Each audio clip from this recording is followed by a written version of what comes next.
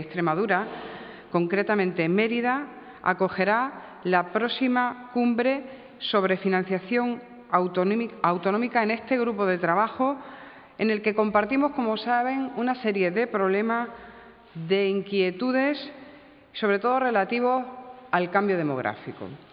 Las características demográficas de las comunidades autónomas y, en consecuencia, las decisiones que se adopten en el futuro en materia de financiación autonómica van a marcar el futuro de nuestra región. Y no solo de nuestra región, van a marcar el futuro de nuestro país. Por eso es un momento de reflexión profunda, es un momento de análisis, es un momento de propuestas.